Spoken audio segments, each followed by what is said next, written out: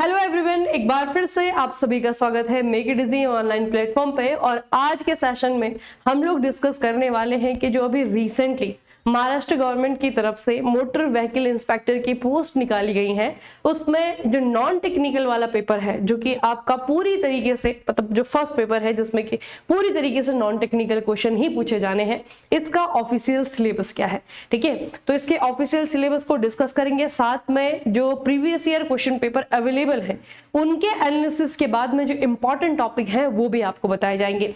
तो जैसे बच्चे आपका जो क्वेश्चन पेपर का पैटर्न है उसमें क्या है कि 80% जो है जनरल नॉलेज और साथ में जनरल साइंस के क्वेश्चन आपको देखने को मिलेंगे।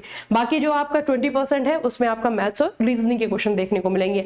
तो सबसे पहले हम डिस्कस कर लेते हैं कि जो जनरल स्टडीज और जो आपका जीके वाला पोर्शन है, जनरल नॉलेज वाला पोर्शन है, इसमें किस तरीके के क्वेश्चन पूछे जाएंगे, सिलेबस में आपका क्या रहेगा। पहले थोड़ा सा ऑफिशियली जो आपका बच्चे दिया हुआ है पैटर्न के बारे में वो भी मैं आपको बता देती हूँ। तो नंबर ऑफ क्वेश्चन जो है आपका 100 मार्क्स के होंगे।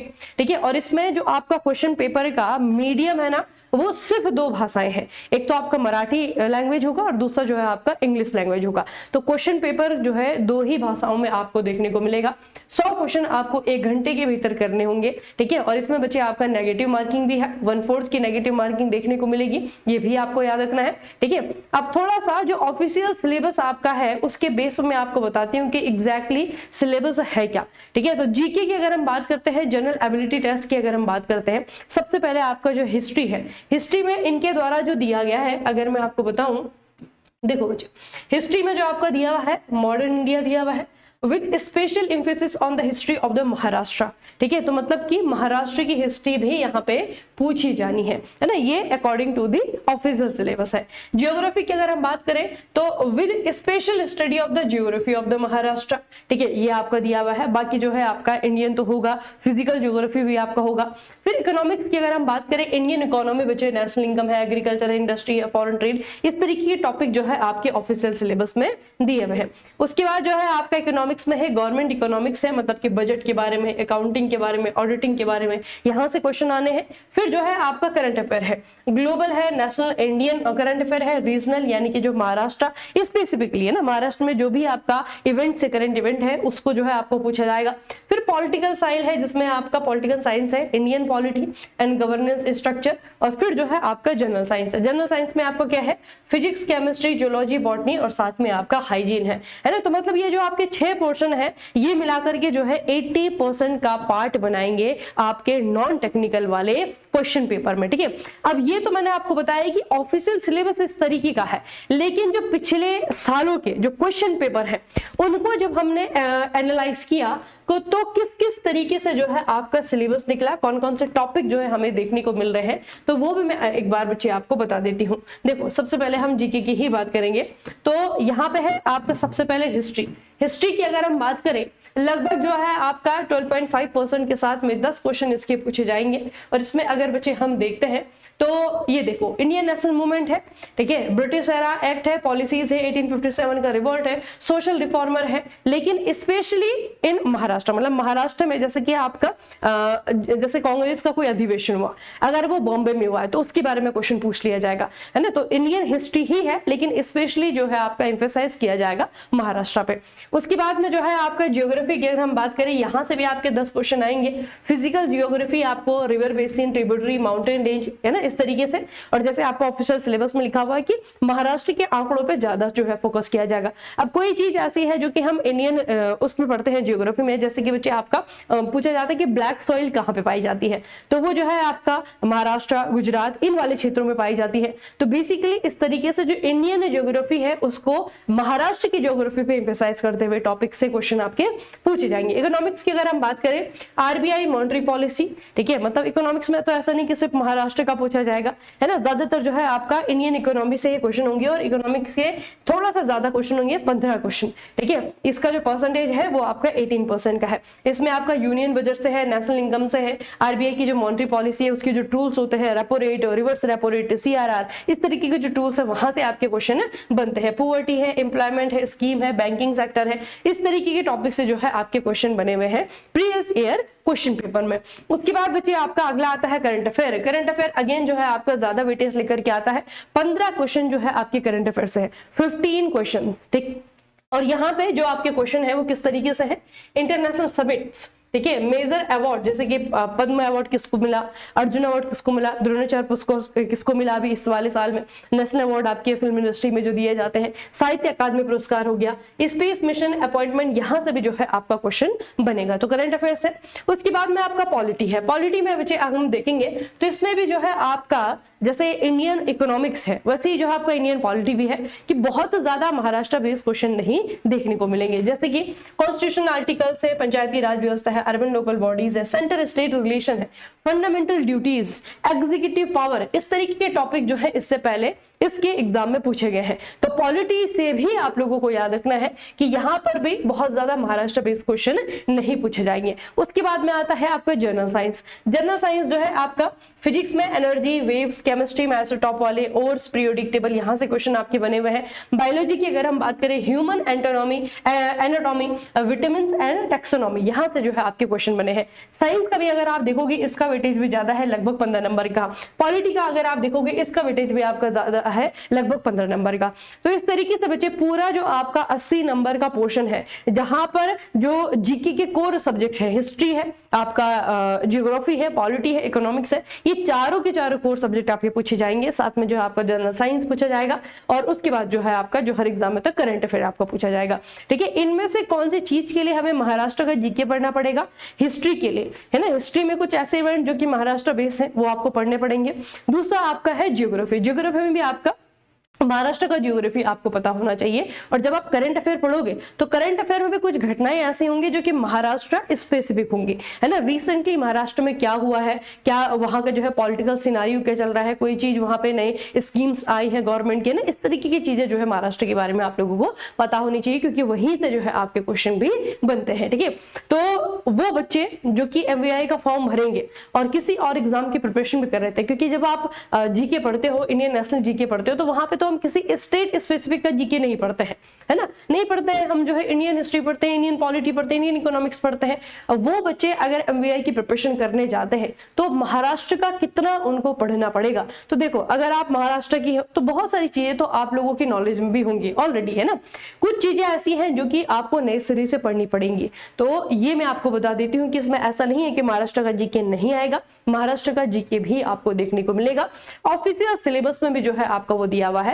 और साथ में बच्चे आपका यहाँ पे अगर हम देखें, है ना, जो कि एनालिसिस में आपको बता रही हूँ, जो प्रीवियस ईयर क्वेश्चन पेपर है उनको एनालाइज करके जो है आपके टॉपिक निकले हैं। तो यहाँ पर भी मैंने आपको बता दिया कि महाराष्ट्र बेस्ड जीके आपका पूछा जाता है।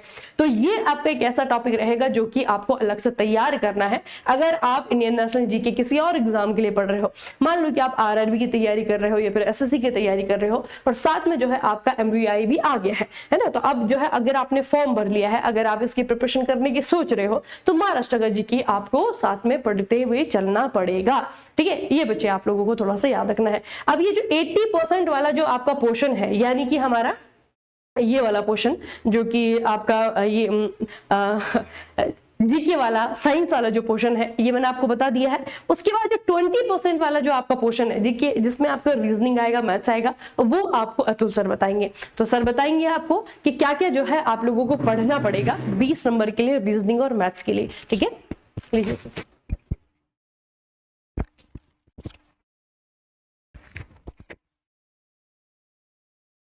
हेलो बच्चों, तो मैम ने आप लोगों को पुराना सिलेबस तो दिखाई दिया था कि भाई पिछली बार आपके पास किस तरीके से सिलेबस दे रखा था, क्या क्या चीजें वहां पर आपको दे रखी थी। और फिर जो आपके पास लेटेस्ट जो एग्जाम हुए हैं 25-26 में, ठीक है, उनको एनालाइज करके, यानी अभी तक आपके पास जितने भी एग्जाम हुए हैं, सिर्फ लेटेस्ट नहीं, पुरानी भी, और आपके पास अभी तक जितने भी एग्जाम हुए हैं उन सभी को एनालाइज करके ये सारा का सारा डेटा आप लोग के सामने है, जहां पर मैम ने आपको बताया है कि कौन सा पोर्शन आपके पास कितने कितने मार्क्स का आएगा। ठीक है, कहां पर आप लोग को कितनी ज्यादा मेहनत करने की जरूरत है।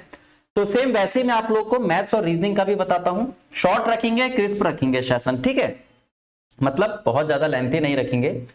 तो ये है आपके पास मैथ्स का, जो आपके पास लेटेस्ट एग्जाम हुए हैं मैथ्स और रीजनिंग के, उनके अकॉर्डिंग मैंने आपका ये सारा का सारा डेटा लिया है। ठीक है, तो टोटल अगर हम बात करते हैं मार्क्स की, तो भाई 80 के बाद 20 मार्क्स जो हैं वो आप लोगों के मैथ्स और किसके रहने वाले हैं, रीजनिंग के रहने वाले हैं। यहाँ पर बहुत अच्छे से आप लोग को स्कोर करना पड़ेगा, बहुत आराम से आप लोग 20 आउट ऑफ 20 कर सकते हो, क्योंकि बहुत टफ नहीं पूछा गया है ना। आप अगर उठाओगे पेपर तो बहुत टफ नहीं पूछा जाता है, लेकिन हमें ना टाइम के अंदर अंदर पेपर करना होता है। तो सिर्फ यही नहीं कि हमें क्वेश्चन सॉल्व करना आता है, क्वेश्चन जल्दी कैसे सॉल्व करना है ये चीजें भी हमें पता होनी चाहिए, ठीक है। तो चलिए सबसे पहले हम लोग बात करते हैं रीजनिंग की। तो रीजनिंग में आपके पास ये सारे के सारे चैप्टर हैं, ये आपका मोस्ट इंपॉर्टेंट है, क्योंकि आप ये लेकर चलिए, अगर मैं इन 20 नंबर को डिवाइड करूं मैथ्स और रीजनिंग में, तो लगभग आपके पास 10 मार्क्स, 10 मैथ्स और 10 आपके पास लगभग किसका, रीजनिंग का है। डेटा कभी कभार आपके पास जैसे 11 या 12 मैथ्स का हो जाएगा, 8 या 9 आपके पास किसका पूछा जाएगा, रीजनिंग का, यानी हल्का फुल्का ऊपर नीचे हो सकता है। तो रीजनिंग में मोस्ट इंपॉर्टेंट चैप्टर जो है वो आपके पास क्या है, सीरीज का है। देन आपके पास डायरेक्शन के क्वेश्चन आप लोग को देखने को मिलेंगे, मैथमेटिकल ऑपरेशन के क्वेश्चन देखने को मिले, ब्लड रिलेशन के देखने को मिले, सिटिंग अरेंजमेंट देखने को मिला, रैंकिंग ऑर्डर के देखने को मिले, काउंटिंग ऑफ फिगर यानी नॉन वर्बल का भी आपके पास क्वेश्चन देखने को मिला। तो ये चीजें तो आप लोगों को पढ़नी है ना। इसका मतलब ये नहीं कि आपकी बार भी आपके पास इन्हीं में से आएगा और कहीं से क्वेश्चन नहीं आएगा। आप ये लेकर चलिए कि जो एग्जाम हुए तो उसमें सीरीज के लगभग आपके पास 3 से लेकर 4 क्वेश्चन अकेले सीरीज चैप्टर से पूछे गए थे। अब और कौन कौन से चैप्टर भी आप लोगों को तैयार करने, क्योंकि सिर्फ इतने से काम नहीं चलेगा ना, क्योंकि आपके बार हो सकता है कि कुछ चैप्टर आपके और ऐड कर दे। जैसे आपके पास कोडिंग डिकोडिंग, ये भी आप लोगों को पढ़ के जाना है ना। अक्सर वैसे तो आपके पास डाइस के क्वेश्चन, डाइस और कैलेंडर के क्वेश्चन नहीं बने हैं, ठीक है, लेकिन फिर भी वो आपके पास दे सकता है, बहुत ही बेसिक सा आपके पास क्वेश्चन वो देगा। तो ये चीजें आप लोगों को क्या करनी है, याद रखनी है। वेन डायग्राम के भी आप लोगों को क्वेश्चन देखने को मिल सकते हैं। सिलोगिज्म में ये भी आप लोगों को क्वेश्चन देखने को मिल सकते हैं, ठीक है। और आपके पास एनालॉजी हो गया, यहां से भी आप लोगों को क्वेश्चन देखने को मिल सकते हैं। एनालॉजी के बाद आपके पास क्लासिफिकेशन, यहां से भी आप लोग को क्वेश्चन देखने को मिल सकते हैं। मतलब ये जितने भी चैप्टर आपके ब्लैक से लिखे हुए हैं ये तो आपके पास पूछे गए ही हैं, लेकिन आप सिर्फ इतने में ही मत रहना, आप लोग एक्स्ट्रा भी प्रिपेयर करना, यानी ये चीजें भी आप लोगों को पढ़ने की जरूरत है। इसके अलावा भी आपके पास बहुत सारी चीजें पढ़नी आप लोगों को, है ना, क्योंकि देखो पिछली बार जैसा एग्जाम आया था उसके अकॉर्डिंग मैंने आप लोग को पूरा डिटेल बताया है रीजनिंग का। लेकिन अब भाई स्मार्ट स्टूडेंट कौन होता है, जो जिस तरीके से पेपर आता है वो तो पढ़ता ही पढ़ता है, लेकिन एक्स्ट्रा चीजें भी पढ़ता है, ताकि पेपर में अगर आपके पास जरा सा भी चेंज आए तो वहां पर उसको कंफ्यूजन ना हो, डर ना लगे कि यार ये तो मैंने करा ही नहीं है। तो ये हमारा रीजनिंग का था। बाकी मैथ्स की अगर हम बात करते हैं तो ज्यादा क्वेश्चन आप लोगों को सिंप्लीफिकेशन के देखने को मिलेंगे, जहां पर बॉड मास के क्वेश्चन आप लोगों को देखने को मिलेंगे थोड़े से ज्यादा, ठीक है। आप ये लेकर चले 10 क्वेश्चन अगर आपके पास 10 क्वेश्चन अगर आपके पास मैथ्स के हैं तो लगभग आपके पास 2 से लेकर 3 क्वेश्चन जो हैं वो किसके देखने को मिले थे, सिंप्लीफिकेशन के। अब की बार भी आप लोगों को सिंप्लीफिकेशन के थोड़े ज्यादा क्वेश्चन देखने को मिलेंगे। स्क्वायर रूट हो गया आपके पास, क्यूब रूट हो गया, नॉर्मल आपके पास डिविजिबिलिटी रूल आपके पास हो गया, प्लस माइनस करने के लिए आ गया, बॉड मास का रूल लगाने के लिए आ गया, ठीक है, ये चीजें। देन उसके बाद अगर मैं बात करूं तो फिर आपके पास परसेंटेज और प्रॉफिट एंड लॉस, यहां से भी आप ये लेकर चलिए 2 से लेकर कितने क्वेश्चन आपके पास, 3 क्वेश्चन, 2 से लेकर लगभग आपके पास कितने, 3 क्वेश्चन। बाकी लगभग एक क्वेश्चन आपके पास किसी में देखने को मिला, किसी में नहीं। जैसे आपके पास एज का क्वेश्चन देखने को मिला, टाइम एंड वर्क का देखने को मिला, डीआई हर किसी में देखने को मिला है, ठीक है। ये पूरा का पूरा एनालिसिस है। तो किसी एग्जाम में या किसी आपके पास पेपर में सिंपल इंटरेस्ट का क्वेश्चन पूछा गया, किसी में नहीं पूछा गया, किसी में रेशो का पूछा गया, किसी में नहीं पूछा गया। तो पूरा डिटेल एनालिसिस है आपके पास। इसलिए मैं साथ साथ आपको ये भी बताते हुए चल रहा हूं कि कौन से मोस्ट इंपॉर्टेंट है, किस पर आप लोगों को ज्यादा फोकस करने की जरूरत है। भले ही आपका 10 मार्क्स का क्या होगा, मैथ्स होगा, लेकिन एक मार्क्स आपको भी पता है कि बहुत ज्यादा इंपॉर्टेंट है, ठीक है। डीआई कर लेना, क्योंकि एक क्वेश्चन आप लोगों को देखने को मिलेगा। टाइम, स्पीड, डिस्टेंस, ये भी मोस्ट इंपॉर्टेंट है। मेंसुरेशन, इसका एक क्वेश्चन आप लोग को देखने को मिल भी सकता है, नहीं भी मिल सकता है, ठीक है। मतलब इंपॉर्टेंट है, लेकिन उतना ज्यादा आपका इसमें क्या याद रखना, फॉर्मुलेज याद रख लेना, क्योंकि बहुत ज्यादा कैलकुलेशन वाला आपको वो नहीं देगा। बाकी सिंपल इंटरेस्ट हो गया, रेशियो प्रोपोर्शन हो गया। तो ये वो सारे के सारे चैप्टर हैं जो आपके पूछे गए हैं। इनमें से मोस्ट इंपॉर्टेंट मैंने आपको बता दिया है, simplification, percentage, profit and loss और डीआई। हालांकि टाइम, स्पीड, डिस्टेंस भी इंपॉर्टेंट है, लेकिन ये सबसे ज्यादा क्या है आपके इंपॉर्टेंट। तो ये चीजें आप लोग करते हुए चलना। इनके अलावा भी आपके पास और चैप्टर है, जैसे कि आपके पास एवरेज हो गया, क्योंकि जब आपके पास मैथ्स जो होती है वो 10 या 15 मार्क्स की होती है, तो ज्यादातर आपके पास छोटे छोटे चैप्टर वहां पर पूछ ले जाते हैं। एवरेज आपके पास हो गया, ठीक है। एवरेज के बाद आपके पास पार्टनरशिप हो गया। मतलब देखो, भले ही आपका 10 नंबर का है, मैं बार बार आपको इसी बात पर जोर दे रहा हूं कि भले ही आपका 10 नंबर का मैथ्स है, लेकिन पढ़ना आपको सारे के सारे सब्जेक्ट पढ़ेंगे, लेकिन सारे के सारे चैप्टर आपको पढ़ने पड़ेंगे, लेकिन कुछ चैप्टर यानी ये चैप्टर जो है इन पर आप लोग को ज्यादा फोकस करना पड़ेगा। तो मैंने आपको रीजनिंग का भी बता दिया भाई, हर एक नंबर, भाई अगर पोस्ट चाहिए, अगर आपको जॉब चाहिए, तो हर एक नंबर के लिए आपको फाइट करनी पड़ेगी। फाइट के लिए ये सारी की सारी चीजें आप लोगों को कवर करनी पड़ेगी। रीजनिंग भी कंप्लीट आप लोगों को पढ़ना है, लेकिन इन चैप्टर पर ज्यादा फोकस करना है। मैथ्स भी आप लोगों को कंप्लीट पढ़ना है, ज्योमेट्री, ट्रिग्नोमेट्री, प्रोबेबिलिटी हो गया, आपके पास कोऑर्डिनेट ज्योमेट्री हो गया, ये सारी की सारी चीजें पढ़ने की जरूरत नहीं है। सिर्फ और सिर्फ आप लोगों को अर्थमेटिक पोर्शन पढ़ने की जरूरत है, क्योंकि बहुत डीप में आपके पास वो नहीं पूछेगा।